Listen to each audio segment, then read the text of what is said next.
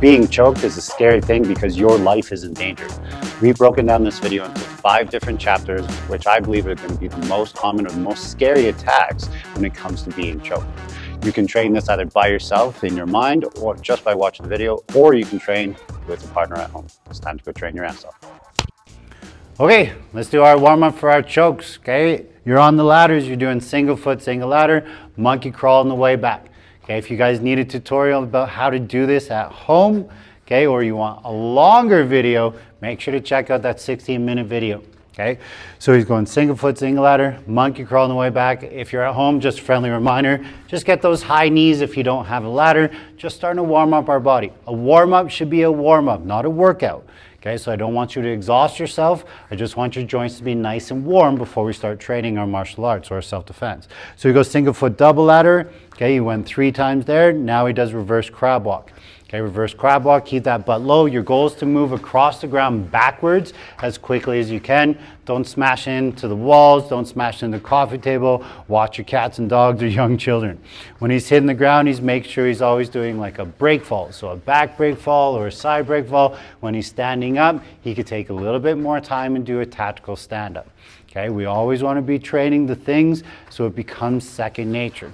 So again, single foot double ladder, he's there, boom. Let's switch to single foot triple ladder. So now you're basically running, okay? When you're running, you're practicing good self-defense. If you can avoid situations, always avoid them. He's shrimping, so he's bridging on his left side, moving that butt. A little bit slower, bridge up, to the side, move the butt. That's what we're looking for in those bridges. Make sure you're hitting those 3 points during your warm-up. Single foot triple ladder on the way back, again into shrimping. If you're at home, high knees, full sprint by now. Okay, so just going up, working. We got about 10 or 12 ladders here. I want you doing about 10 or 12 sprints. Okay, nothing crazy though if you have a bad back or bad knees or bad injuries. He's doing his tactical stand-up. I believe he's got one more time on here. Single foot triple ladder. Boom, practicing a good break fall. He's doing a side break fall. He's into a shrimping, bridging up, onto the shoulder, then moving his butt. You're going to be bad at shrimping for a long time unless you have training in it. So just laugh at yourself. You make mistakes, no big deal. Outside, inside on the ladders. So he's going outside, inside, staying fairly tall at this. Just moving to the out, going to the inside, building lateral strength in our feet and our footwork. On the way back, he's going to alternate between monkey crawls, reverse crab walk, or that shrimping. If you're at home, just nice and light feet on the balls of your feet. Out and in, out and in, out and in. As you continue to go through, try and go a little bit lower. Push yourself if you can. If you have injuries or disabilities, don't push yourself. Push yourself to the limit that you're going to be warm. We're just building warmth. We're just getting those joints moving, the blood flowing, our air flowing, getting our body ready for what we're doing. Chris is feeling enthusiastic today. He's nice and low in his stances. You're seeing that traditional horse stance. He's bringing those legs in. Nice. He really wants that good warm-up. He's going to finish with shrimping. He does that shrimping, bridging, moving back, bridging, shrimping, moving, bridging, shrimping, moving. He's on the ladder. On this time, while he's on the ladder, he's going to do what's called a replacement step. So he steps to the left, into the middle for 2, then steps to the right. Left 1, 2, right 1, 2. Left 1, 2, right 1, 2. Left 1, 2. Alternating through again. Monkey crawl first time, reverse crab walk second time, shrimping third time. If you're feeling good, go nice and fast. Okay, so yeah, he could even go backwards on the next one if he's feeling super hardcore. If you're at home, you don't have a lot of space.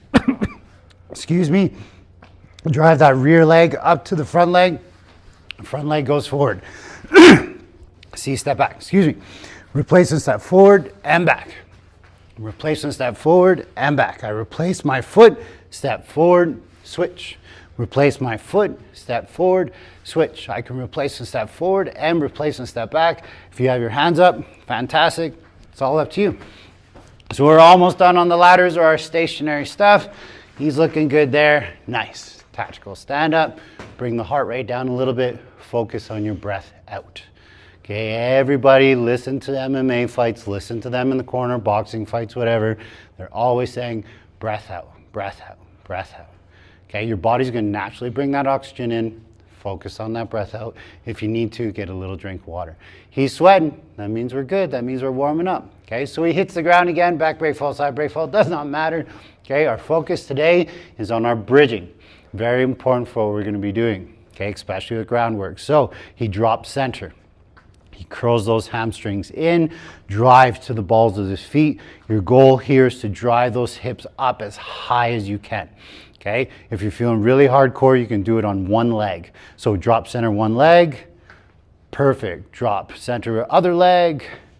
Okay, if it doesn't feel comfortable, just do one leg, or sorry, two legs. So drop center, that's what I want to see. He's exploding up. Okay, drop right, he's exploding over to the right shoulder. Drop left, over to that left shoulder. Drop center, and we're just going to repeat this. Drop right, drop left, drop center.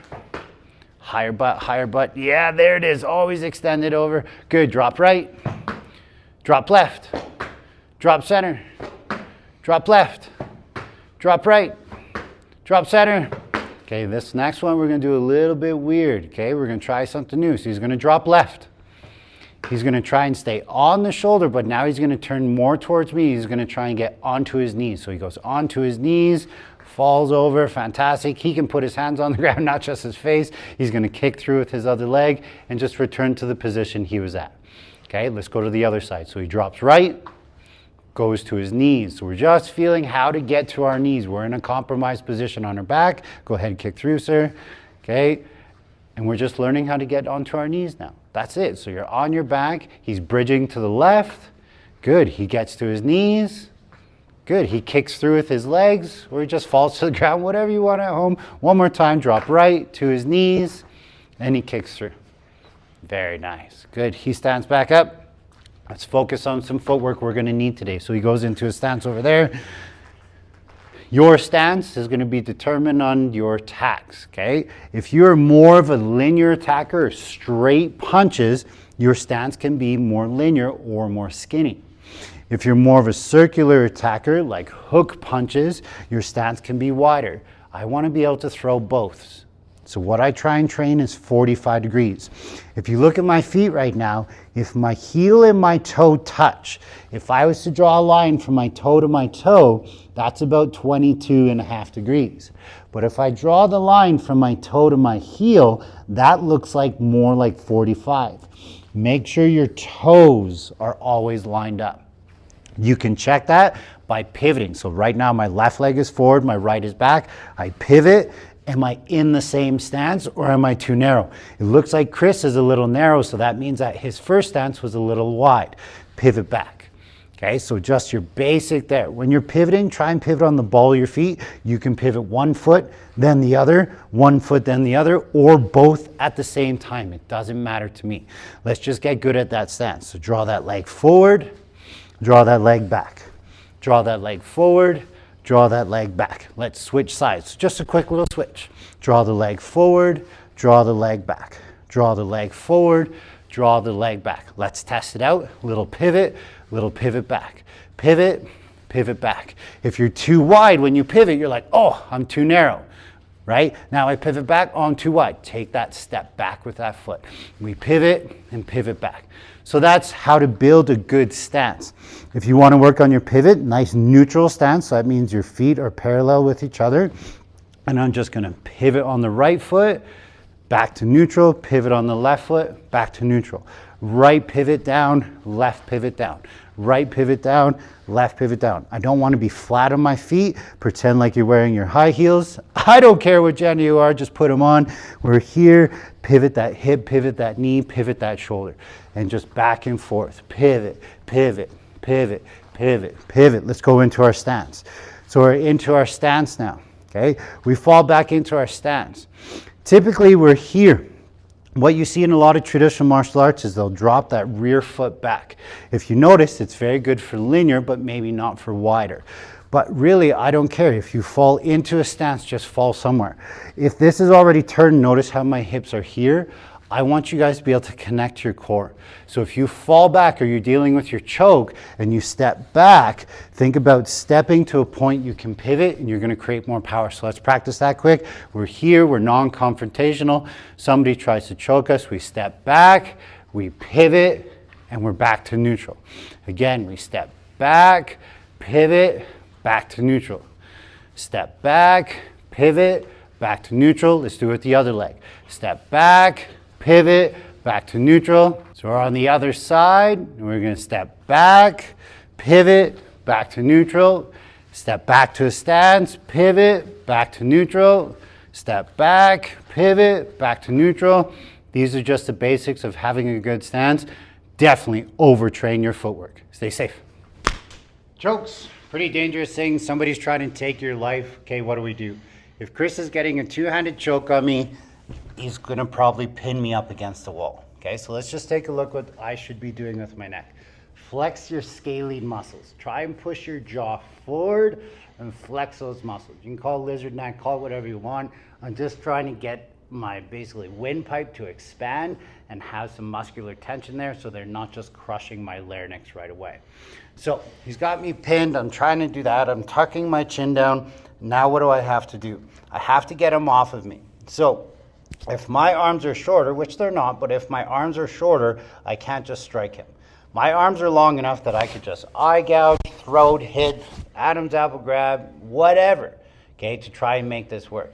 Okay, just don't do the Steven Seagal thing of palm strike to the nose. You're gonna break their nose, yes, but you're not gonna kill them, okay? That's movie stuff. So what I wanna do here though is I wanna use my body, right? It's very hard to use my legs right now because he's pinned me up against the wall. So I'm gonna rotate my body. That's my goal. Watch at the distance of how much my hand changes. My hand's beside his head, now my hand is further away. This also breaks his grip. Okay, so, but the main thing I want you to think of, especially if you have shorter arms, is that when you're here, you can't punch them, but if you bring your shoulders into play, look at how much distance you can gain from that. So I'm here, he's choking, scalene flex, here, boom, striking. My habits come in where I'm trying to pick up a wrist or something. There is no hapkido or joint lock here. Come on nice and close. If my thumb or hands happen to wrap to the thumb, maybe I can do fancy wrist lock techniques. But the first thing to go out the window under stress, okay, is your fine motor skills. So save your life, turn your body, get into your core, get away from your fine motor, right? Strike from here, push, run, like wow, there's so many different things, okay? But bad situational awareness is what? I'm letting him get close. So he comes running in. Oh, he caught me by surprise. Right away, chin down, flex, strike, hit if you like to strike. That's going to totally be up to you. Option number one. Single hand choke versus two hand choke. Similar ideas. That single hand choke comes in, he's strong. What you have to watch for is the thumb wrapping around your larynx. Okay, that's when you're going to start having issues. Same rule applies. Lizard neck, chin tucked down, turn the body. Notice, if you switch hands please, notice as I turn my body, it loosens this side of the grip, but that's the hardest part. Okay, so now this, switch hands. Now this is where I need to be able to bring this hand in, and I'm looking for that thumb. When I'm looking for that thumb, I want to be peeling the thumb away from that, because if he holds in, squeezing tight, and I turn, right, it's not going to feel so good. So I have to, again, squeeze tight. I have to use my thumb to help that. Notice how I could breathe much easier. But most people, when they're doing a single hand choke, it's probably because they want to smash you in the face. So my chin is down, I'm looking, he throws the punch, maybe I'm trying to block it, okay? I'm just trying to guard. Lots of different ways to do that. If I have perfect timing, I can block to the forearm. If I have worse timing, I can punch here, but look, he still might get through. So if that happens, maybe I just cover. When I'm doing my wing cover, I'm coming up, just protecting, chin down, arm nice and tight. So many different things, okay? What I'm not a big fan of right now, though, is if I go strike. Because strike for strike doesn't necessarily work, especially if he caught me off guard to a point I'm pinned up against the wall, okay? So I have to be acknowledging, where's my threat? There's my threat. Freeze. As he goes to chamber or pull back for another punch, that's when I need to do something. Now notice, this is not like a big strike. This is not a knockout hit. This is just put something on them to get out of that. That's it. That's all that is. Watch my timing. From here, he chambers, turn the body. Okay, and see, it was close. Now let's use the wrist and turn my shoulder. So he blocks, chambers, turn. Okay, so here, I got that thumb. Maybe my years of training kick in now, where I can go into my wrist lock techniques. I can go into my finger lock techniques. I can try and control and do different things. But if you don't have that training, rip and get away from them. This dude's crazy. Remember, he's trying to kill you right now, right? So if you feel threatened, like your life is in danger, chin down, tuck, block, turn here, right? Where do you live? Do you live in the States and now you're worried that he's going to kill you and you carry and you shoot? Sure. Do you feel like he's way bigger than you and you know he has intent to kill you, so you grab a knife and you stab him? Whoa! There's so many things that could happen, but we got to build that defense first. Stay safe. Okay, with good situational awareness, this should never happen to you. So remember, if he's stepping in, step back. Like, it's that simple. I'm sorry, but it's like you don't need to do fancy techniques if you have good footwork and if you have the idea of maintaining this what's called a reactionary gap or 6-foot gap. Okay, but they catch you off guard. You're not pinned up against the wall at least, which is fine, not yet. So he goes to step in.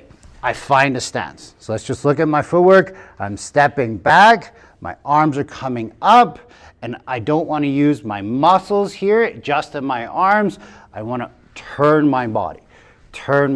So he steps in, boom, that's a weird choke. He came like this. He's like, oh, he's going to give you a hug. Choke me, please. Yes, there you go. Right? And I open up, freeze. So here, what range am I at? Am I close enough to be able to punch? Maybe. Am I close enough to be able to knee? Maybe. Am I really short and I have to be able to kick? So be it. But if you're going to kick somebody, you better have some good training to back that up. This is where we got a lot of different things that can take place. In the Wing Chun world, this is what we kind of call chi sao, sticky hands, right? He tries to come in with this arm, he tries to attack. Maybe I roll over, hit, come back, fox out, hit, like lots of different things. Maybe I'm more of a boxer, bam, and I'm just grabbing, punching. See, he wants to defend himself. Perfect, that means he's not trying to what? Choke me anymore. So when I'm here, maybe I'd see you come my puncher first. Maybe. Right? But what I want you to build is the idea of somebody comes in here, right? So see on that one, what happened? He came in, boom, the range wasn't even close enough, right? If he comes in more aggressive, now we're into here, right? When that hand comes up, open, but watch your squeeze tight in. I'm stronger than Chris. Yeah, he's stronger than me there because I'm trying to use my rotator cuff muscles. Again, boom, strong, strong, strong. See how I'm turning? I'm using my body. My whole body is connected to this. So now I'm not using my rotator cuff, I'm rotating. So one more time, he comes in, boom, I turn, boom, I go to strike. Maybe I get a little slap, maybe a little ear gouge, maybe a clench, maybe here, boom, into headbutt, maybe some knees as I drive forward, some more elbows and away. Well, it all depends what you want to do to that guy. Okay, grounded choke, what's called guard. Guard means he's below my hips, not above my hips, that's mount. So from the guard choke, think like rape prevention, sexual assault position. They're trying to do something to. At least my training has kicked in to where I'm wrapping close guard so I can control them. Chris right now is not choking me. That's why I can breathe normally and talk normally. But if he starts choking me really hard, right? See, he's using his hands. But my neck is strong, I'm still okay. So what happens is they'll tend to maybe stand and really put some pressure into that. Thank you, right? And you can hear that change in my voice right away. So what do we always do with the choke? Scaly muscle flex, lizard neck, chin tucked down. Try and buy yourself some time. He's not gonna choke super hard, so I can continue talking to you guys. So he's here, he's standing, okay? So now what do? Come nice and close for this, okay? I'm gonna control my hand. So this is the arm I'm going to attack. This is my elbow now, it's not his. I'm gonna control the wrist, I'm gonna control the elbow, okay? And all I'm trying to do is just hold on to this. 2 hands versus 1 with strength, you should be able to hold on. Now come over to this side and watch what my left leg does. I'm attacking his right arm, it's on the left side of my body. My left foot goes to the hip, and I'm gonna push my hip. Stay up, please. I'm gonna keep my hip underneath his shoulder, okay? Then I'm gonna take my right leg, I'm gonna come up around the armpit, I'm gonna lock this down. Use your hamstring muscles to curl you in. From here, 2 hands, you have nice control. You can move that right hand down to the hip, push the face away. In jiu-jitsu, how nice In the street, I'm not. I'm grabbing something, making him regret his decisions. I bring my leg over. Don't cross your ankles. From here, I can break the arm. You can see his arm wanted to break there. So instead, he might fall to the ground. So he falls to the ground. Now I'm here into my base position. From here, I can just come back and finish the arm bar. So I curl in, please tap when I break it. I hold this in, I'm driving my hips up to snap the elbow, okay? But I've seen fights before where guys have had their elbow snapped and they're still in the fight. So self-defense technique, get away. If he's holding on to his arm, perfect. Punch here, a little tickle, right? Boom, get away, go back down. So, right, I train martial arts so I can back shoulder roll. Maybe I don't know how to back shoulder roll. I punch, I just start kicking. Get away from me, you creep. Get away, get away. Head on the swivel and run away. Let's go through all that again. So, he's choking. He's standing, he's super aggressive. 1, 2, control the arm. Foot into play. Hip up high, that's what students always forget. They go here and they try and make it work, it doesn't. Hip up high, leg up, curl, switch hand position, push face, squeeze, break the arm there if need be, but really hips up, kick, move him away. Break the arm again, punch, right? I can grab knife, I can start stabbing, I can punch to the face, I can just start kicking and getting away, head on a swivel because you don't know if he has friends, and you're off to safety. Scary place to be, stay safe. Mount, choke, oh, this is a tough one. He's above my hips, hard for me to do a whole bunch of things here. So what do I gotta do? I gotta get into my core. Number one thing though, you're getting choked. Lizard neck, chin tucked down, make it strong, make it part of your natural habit, okay? So this is coming in here, come on over, okay? I'm still gonna try and control the arm, okay? And the reason why from any guard or mount position I wanna control the arm is because in this case, I'm gonna try and send him that way.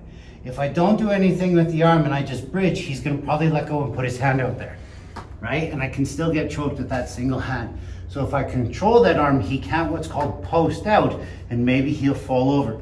So what am I doing here? I'm trying to bring my leg close to trap that leg. The reason why is if I leave this out here, he posts out with that leg, oh man, I gotta have some good jujitsu now.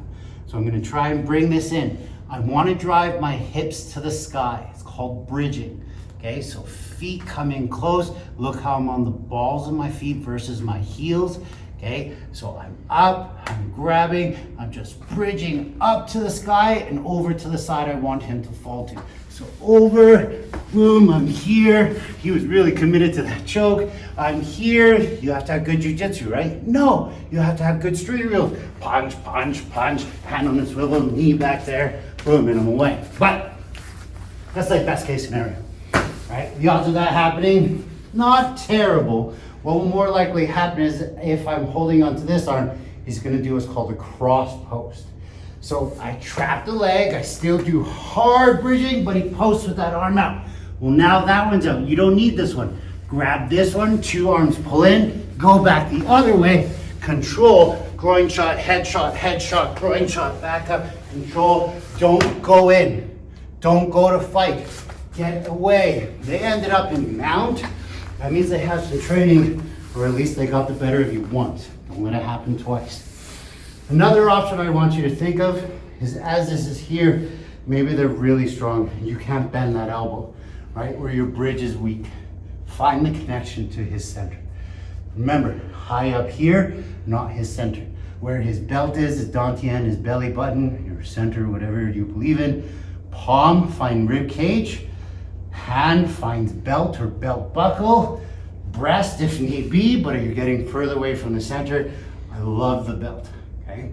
So I'm still gonna bridge left, but now I'm gonna really push my right hand into that direction. He's gonna post out on this one. So he goes, he posts. From here, I need to move my butt, so I'm gonna shrimp away.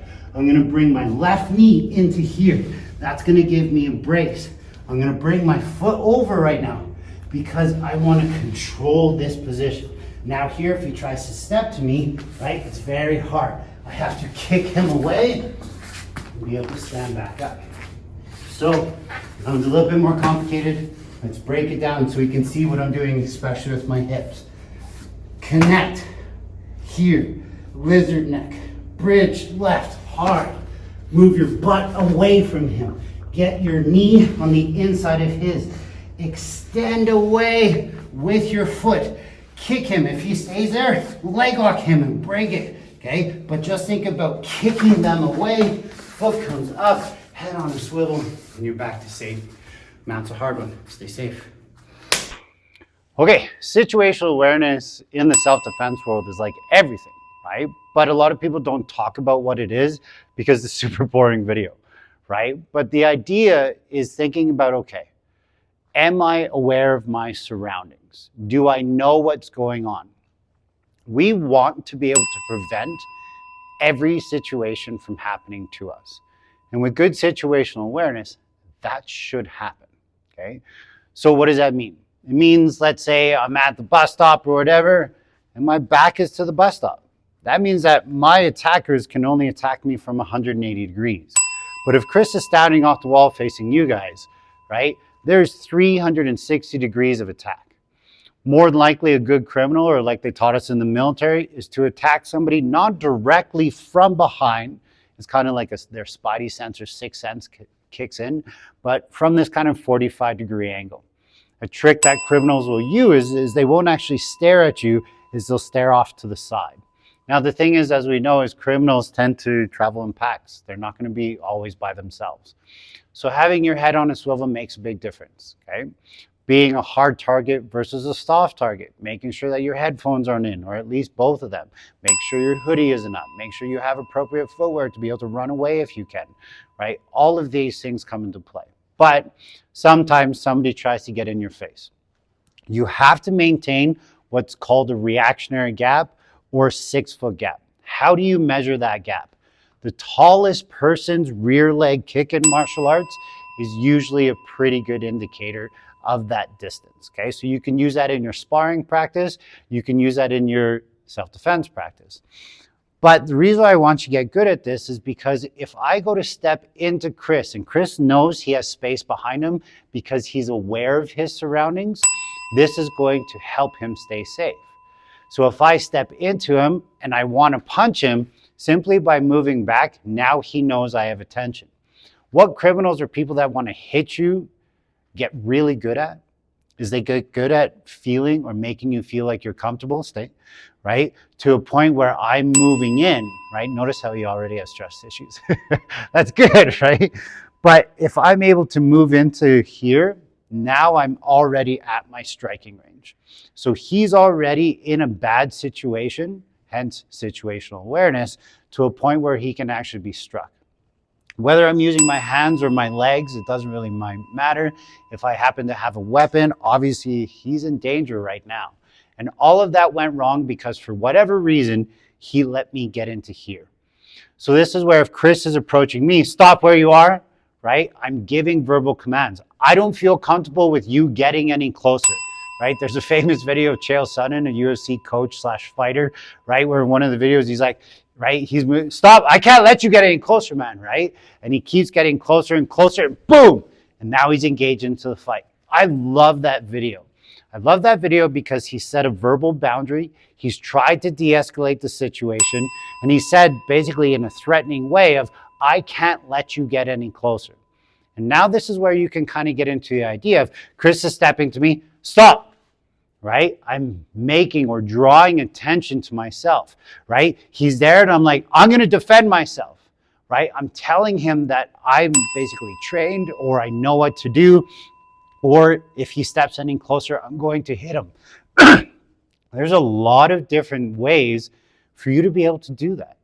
And none of it is a guarantee. This is something that you have to practice. So ideally, you're trying to verbally de-escalate the situation. You're trying to say, hey man, I don't know what your problem is. All good. I got no beef with you. I'm with my family. Just let me get to safety, right? It's just a small example. But there has to be a line that you draw. Number one, I'm saying stop because I don't know what's back there. Maybe there's like a C-train or a subway station and there's stairs going down and I keep stepping back, stop, stop, stop, stop. Boom, now I'm down. Like, man, that's a bad place, right? When I was in Hong Kong and traveling and training martial arts, you don't have that much room. You have this much room, you step back, you're in traffic, boom, now you're done. So you might have to draw your line super fast where you don't let anybody get in your space. But it comes down to your rules of engagement, and it comes down to the things that you're okay with doing, right? It might be step any closer, I'll smash you. Simple enough. Maybe that's enough for them to be like, whoa, this guy's crazy. He doesn't want to, he doesn't want to mess with me. So there's a lot of things. I'll show you one quick thing you can practice. In your stance, you always want to have your heart facing forward. If I step to the right, Chris moves left. Right? If the roles are reversed on the attacker, I step left, he moves there. I step in, he moves back. I step back, he moves forward. He's always maintaining that safety gap, and that's a nice little drill you can practice at home. Situational awareness is key to prevention. Prevention is the best form of self-defense out there. Stay safe.